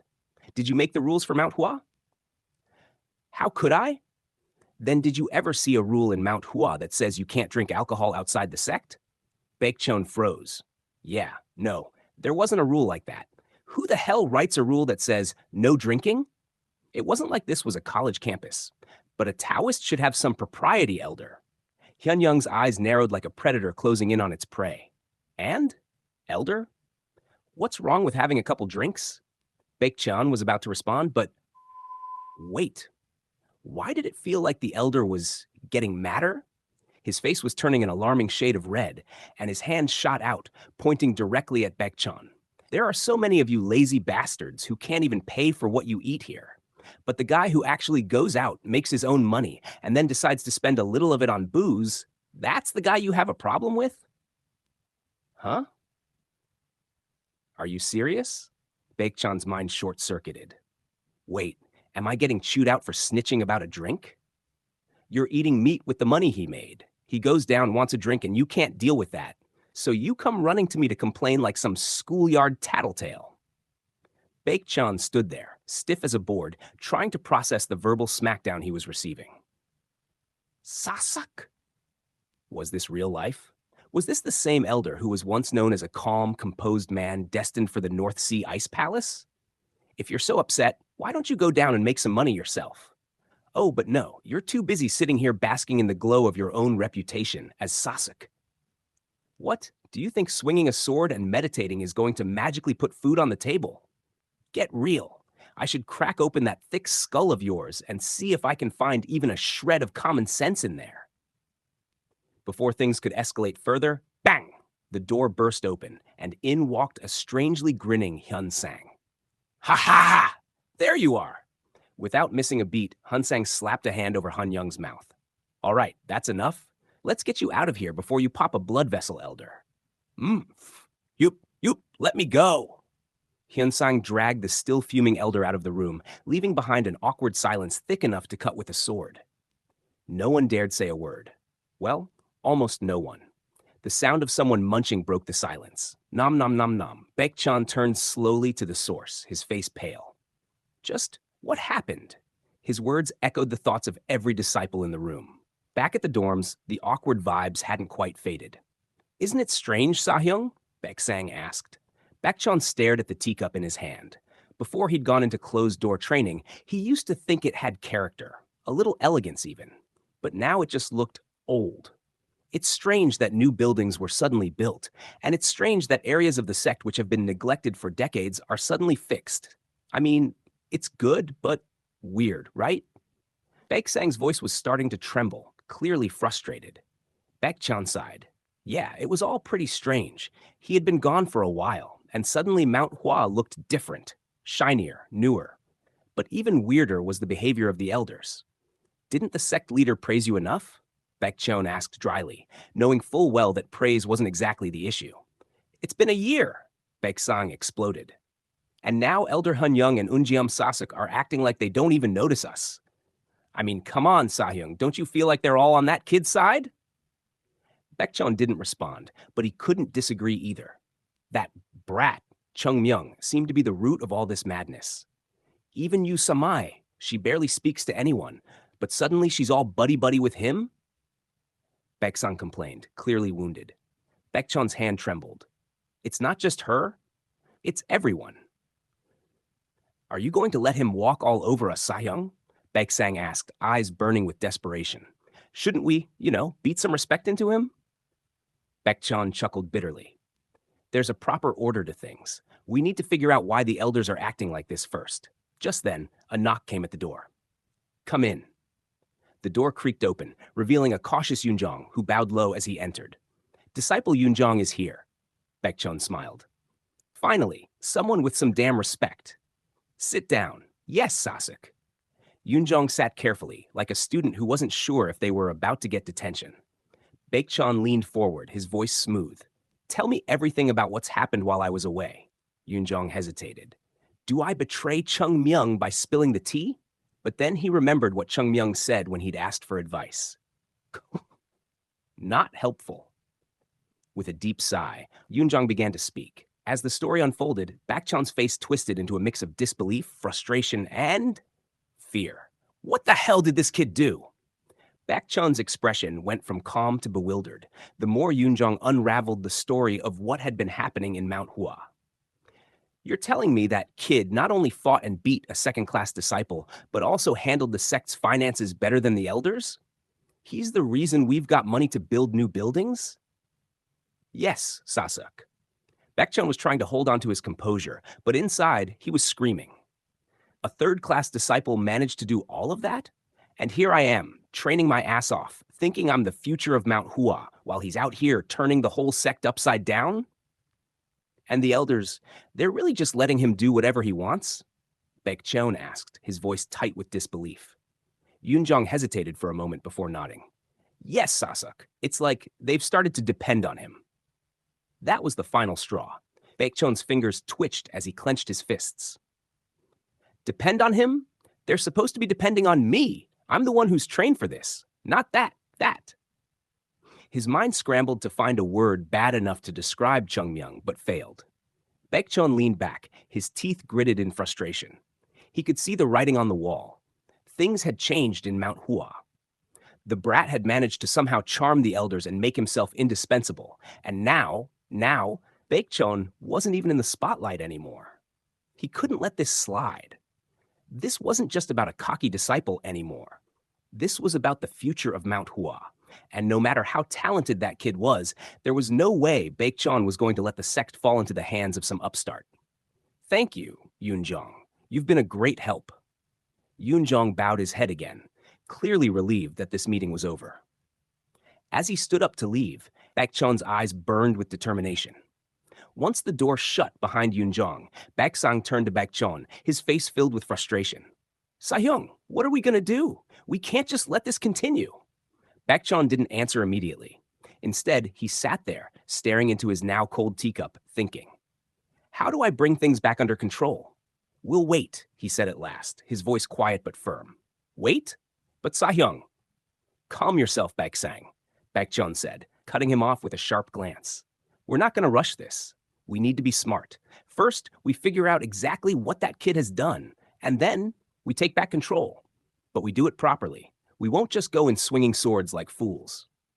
Baeksang clenched his jaw, clearly frustrated, but he nodded. As you say, Sahyung. Baekchon smiled bitterly. This kid, he thinks he's clever, but Mount Hua belongs to us, not him.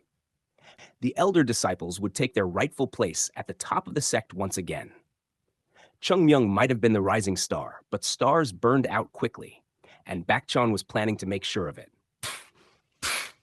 And there you have it. The story continues, with Baekchon clearly plotting to take back what he believes is his, while still grappling with how things have changed at Mount Hua. The tension between him and Chungmyung is about to reach boiling point. Episode 79, Rolling Stone Gathers No Moss. The silence in the room was thick enough to slice with a sword or maybe a disappointed sigh. No one spoke after the story had ended, but you could see the gears grinding in everyone's heads. Yoonjong sat there, feeling like a kid who just told his parents he failed a test and now awaited judgment. Every single disciple around him looked as if they were collectively thinking, well, we're screwed.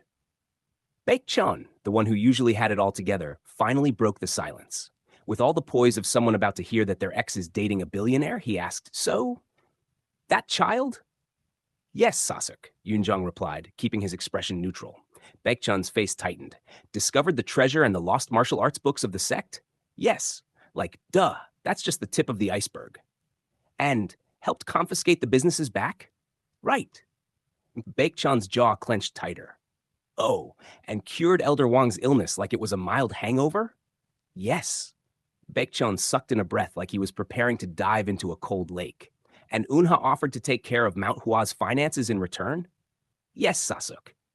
Yoonjong sat still, nodding like he wasn't sitting on top of a bomb ready to explode at any moment. Hell, if Baekchon kept pushing for answers, the bomb might just go off from the sheer awkward tension in the room. Baekchon opened his mouth like he was about to say something profound. But all that came out was, right? Well, that was anticlimactic.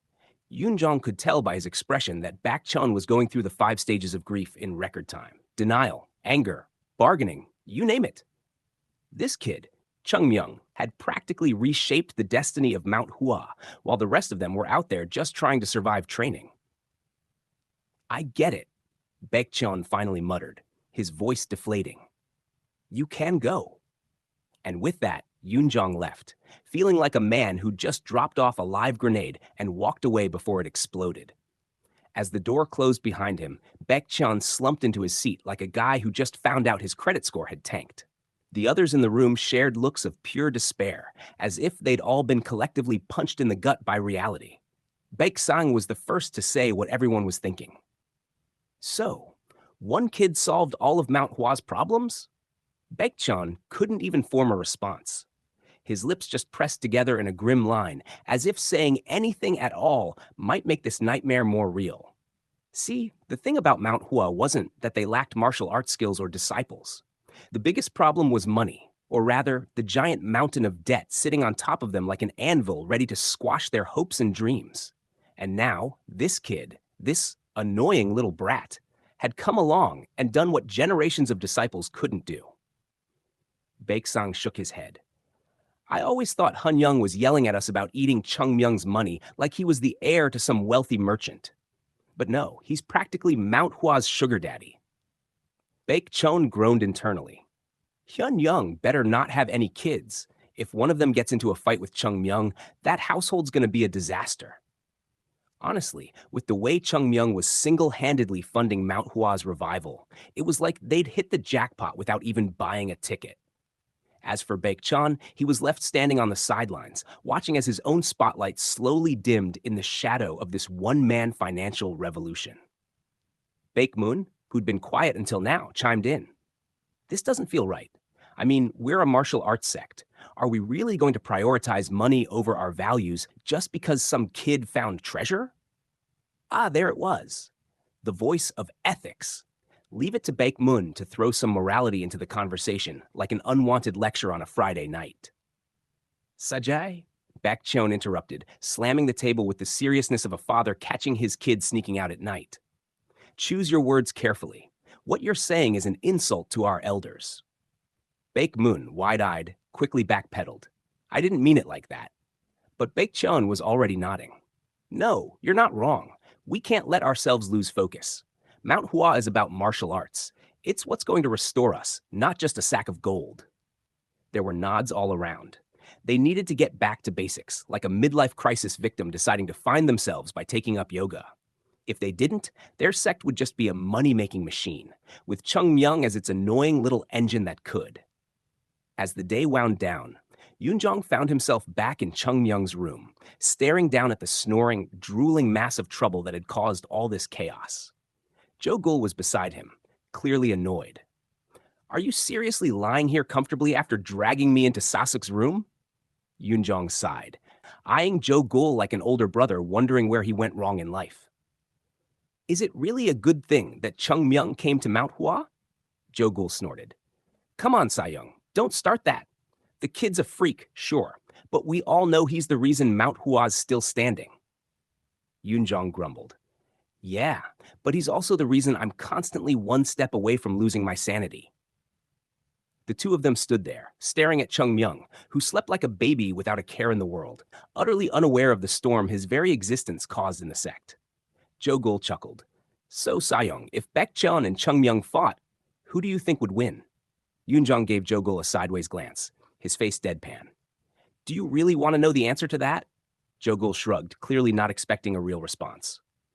Sleep well, you troublemaking bastard, Yoonjong muttered, giving one last glance at the sleeping Chung Myung. Whatever peace Mount Hua had? Yeah, that was long gone. The chaos had only just begun. The three of them smiled happily at each other, blissfully unaware that the ticking time bomb known as Chung Myung was fast approaching their peaceful little lives. They were already planning to assert their seniority over the third-class disciples, with visions of leading Mount Hua into a future of strength and discipline. Too bad that future wasn't coming anytime soon. The only thing coming their way was a storm of headaches, and its name was Chung Myung. Meanwhile, Yoonjong stood in front of Chung Myung's room, hesitating before going in. Inside, Jo-gul was already slouched on a chair, looking like he had been dragged through the mud and forced to sit through another Sask lecture. Probably because he had been. Yoonjong sighed. He had no intention of asking Chung Myung to behave more respectfully. Hell, if you knew Chung Myung, you'd know that kind of request was about as effective as asking a dog to fly. It wasn't happening.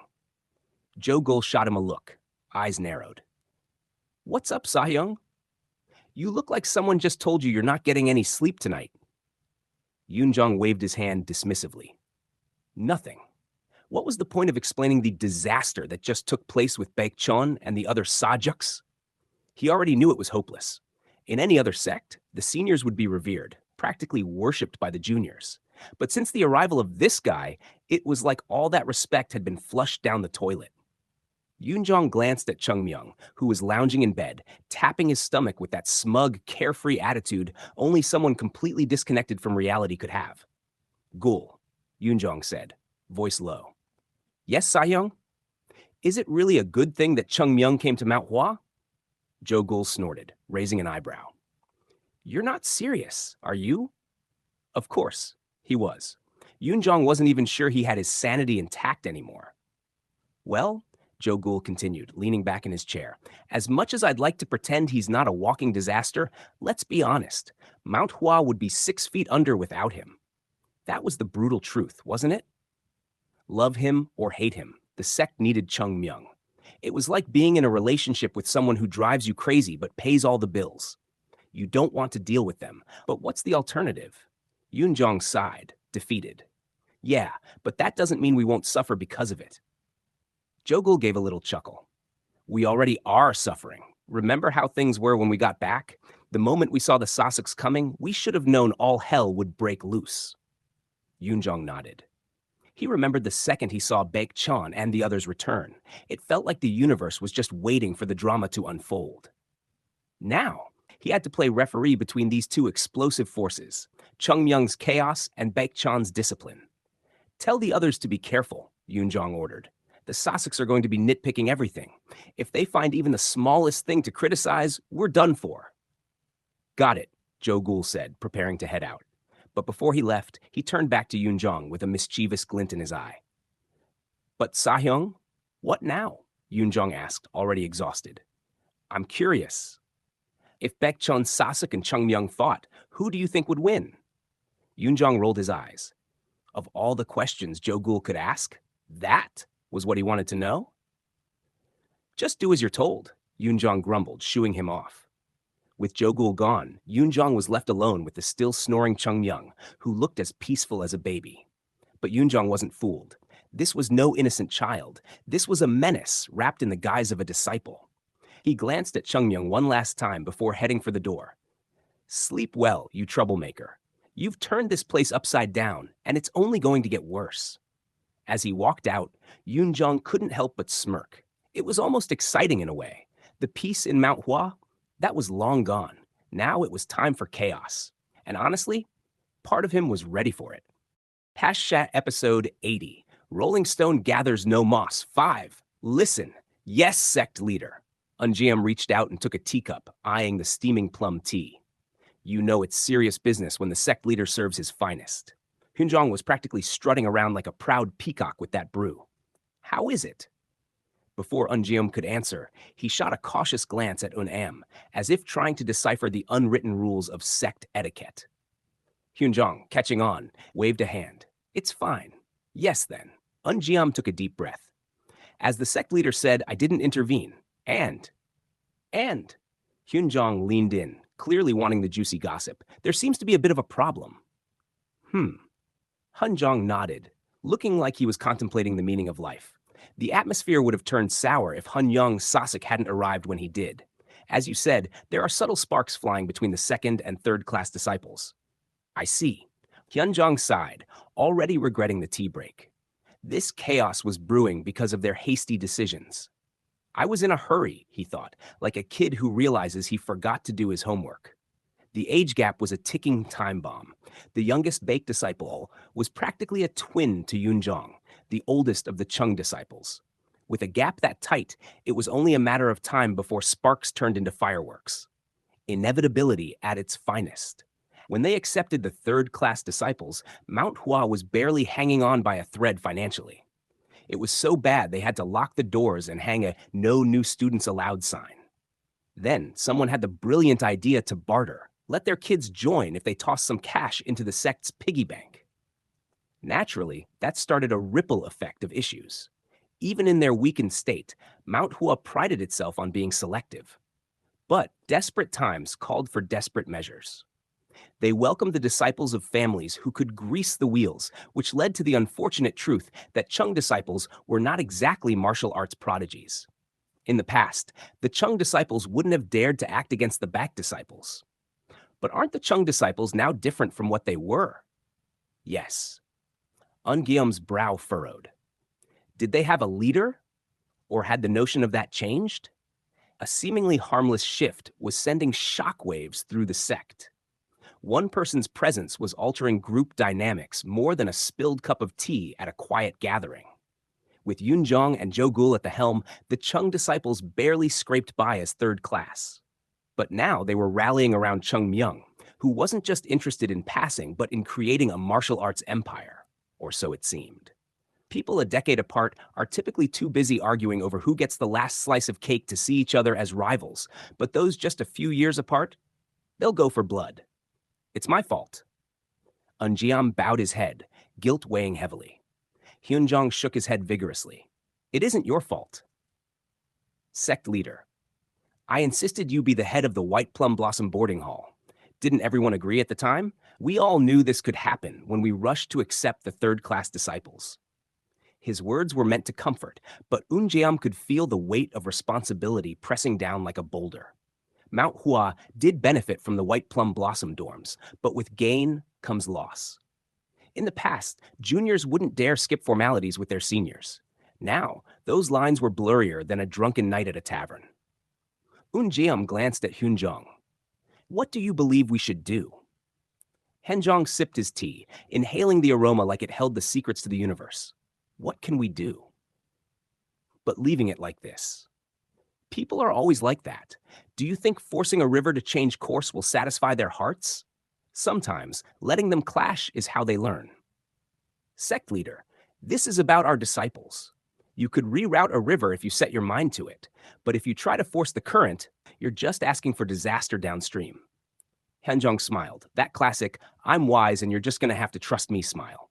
Unjiam, yes, sect leader, let's trust our children. Unjiam's expression was a cocktail of skepticism and confusion. Baekchon isn't that kind of problem child? Huh? Don't you think so too? Unjiam froze, a silent scream echoing in his head. No, it's not him, sect leader. The problem is Chung Myung. Suddenly, it hit him. The elders viewed Chung Myung as the cute puppy of Mount Hua, while he knew firsthand that the little mutt was running amok. Isn't Baekchon a careful and upright child? Even if he gets angry, he wouldn't harm a child. Pardon? Who will hurt whom? This is nuts. Ungeum felt like he was talking to a wall. Even if he tried to explain, the sect leader wouldn't take it seriously. In truth, Ungeum didn't fully grasp Chung Myung himself. The elders' perception of him was miles apart from reality. Yes, I understand, sect leader. Defeated, Unjiam left the room, like a puppy who'd just been scolded. Unjiam, yes, sect leader. There isn't much time left before the conference. At the mention of the conference, Unjiam's expression soured like milk left out in the sun. In the past, the disciples of Mount Hua had nothing against the Southern Edge sect. Now, competition was like a bad hangover. They felt it, but there was no spirit left to fight. No one wanted to see their disciples get walloped by the Southern Edge sect. For the younger disciples, the stakes weren't too high. But the older ones? That was a different ballgame, especially when the direct disciples of elders entered the fray. We've solved many problems, but the most important one still looms over us. We're just starting, and we need to reclaim Mount Hua's former glory. I'll keep that in mind, sect leader. Right, you both can leave. Yes, yes. As Unjiam and Unam exited, Hyunjong got up, opening the window to gaze at the snow-melted peaks. The plum tree buds were fast to bloom. By the time the conference rolled around, spring blossoms would adorn the mountain like it was prepping for a festival. Plum blossoms. The seven sages' sword was back. But Hanjong knew they couldn't rely on just one sword technique to reclaim the past. Maybe if we still had the plum blossom sword technique. He shut his eyes tightly, trying to shake off the nostalgia. Dwelling on the past wouldn't fix anything. It was time to bolster what they had rather than mourn what was lost. Still, regret lingered like an unwanted guest. Oh, ancestors, look down on Mount Hua. Little did he know, one ancestor had already taken up residence. Unfortunately, Hanjong had made two crucial mistakes. One was thinking Chung Myung was a good child. But from Mount Hua's perspective, that wasn't a massive issue. Chung Myung's ultimate goal was to elevate Mount Hua, and as Hanjong favored him, his antics grew. It wasn't intentional, but thanks to Hanjong, Mount Hua was moving forward faster than a chicken chasing after a corn kernel. The second mistake, however, was more grave. Baekchon wasn't as gentle as Hanjong thought. Anything. Need food. The third-class disciples huddled together in their dorm, looking like they'd just survived a natural disaster. Chung Myung's training sessions drained the life out of them. He had this uncanny ability to gauge their remaining strength and push them to the limit, squeezing every last drop of sweat like they were sponges. After training, they trudged back with faces that screamed, "Help! We need a break!" Strangely, no one voiced their dissatisfaction. Sure, they felt like they were on the brink of death every session, but humans adapt, right? After over a week of this torture, it somehow became manageable. They were toughening up, even facing down death like, "Not today, buddy." The more iron is beaten, the stronger it becomes. The more a man is beaten, the stronger he returns. Moss doesn't gather on a man that's been beaten. Moss doesn't usually grow on people anyway. You madman. To make matters worse, the third-class disciples started to see Chung Myung's training as beneficial. They felt stronger every day. But alas, a new calamity struck. "I think I'm going to die." The Sassocks are seriously. Isn't it getting worse each time? The Baek disciples were relentless. That day, after Chung Myung and Baek Chon had their inevitable showdown, the Baek disciples began their expertly crafted campaign of torment against the third-class disciples. It was like watching a predator toy with its food, cruel but oddly captivating. Why are they doing that? Do you even need to ask? Ugh. All eyes shifted to a familiar face at the center of the storm. Huh? Chung Myung, oblivious as ever, tilted his head. "Why are you looking at me?" This guy was clearly born without a conscience, blissfully unaware of the chaos he was causing. "Chung Myung!" One of the braver disciples finally burst out, exasperation spilling over. "You're the reason they're picking on us." "What, me? Nah, they just like my face." He grinned, completely missing the point, like someone who thinks their karaoke skills are top-notch. "Right, because your charming personality is definitely winning them over." Another disciple scoffed, sarcasm dripping like honey. Chung Myung shrugged, undeterred. If they can't take the heat, they should get out of the kitchen, or maybe just learn to cook. As the banter continued, the third-class disciples realized they were stuck in a cycle of suffering that had no end in sight. Each training session felt more like a marathon through hell, and now they had to deal with the Baek disciples acting like they owned the place. "Can't we just train without the harassment?" One disciple moaned, clutching his sore muscles like a drama queen. "Welcome to life as a third-class disciple." Chung Myung chirped. "You get used to it. It builds character. Or breaks it." Another piped up, eyeing Chung Myung with a mixture of admiration and exasperation. Days turned into weeks, and while they were growing stronger, the emotional toll was substantial. "Chung Myung," one of them ventured cautiously, "what if we team up against the Baek disciples?" He looked thoughtful for a moment, scratching his chin. Like an alliance? I'm intrigued." "An alliance of the downtrodden," another shouted, his voice filled with newfound determination. They rallied around the idea, their spirits lifting at the thought of not just surviving, but actually fighting back. "Okay, here's the plan," Chung Myung began, his tone shifting from playful to serious. "We'll train harder. Then we'll challenge the Baek disciples to a friendly spar. They won't know what hit them." "Friendly? Is that what we're calling it?" One disciple grinned, a mischievous glint in his eye. "Yes, friendly," Chung Myung replied, trying to mask his own eagerness for a good brawl. "And remember, if they bully us, we'll just outshine them in the ring. They'll wish they never laid eyes on us." As they plotted and planned, a new energy coursed through the third-class disciples. They weren't just victims anymore. They were warriors preparing for a glorious battle. Meanwhile, Baek Cheon watched from a distance, bemused by the sudden shift in the atmosphere. "What are they planning?" he asked, raising an eyebrow at the antics of the third-class crew. "Does it matter?" one of his fellow disciples replied, smirking. "They're still third class."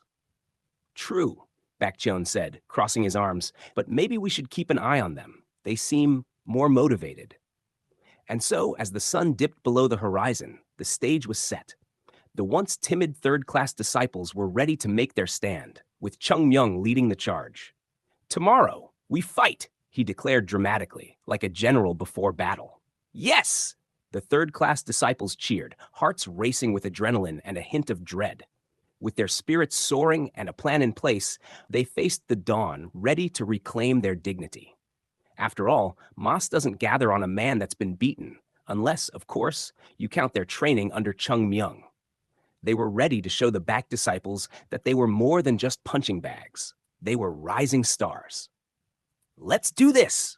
Chung Myung shouted, his voice echoing through the halls, filled with the kind of enthusiasm that could rival a battle cry. As they prepared for their first real confrontation, one thing was clear. Things were about to get interesting, and perhaps a little chaotic. But hey, that's life at Mount Hua. And so, the saga continues.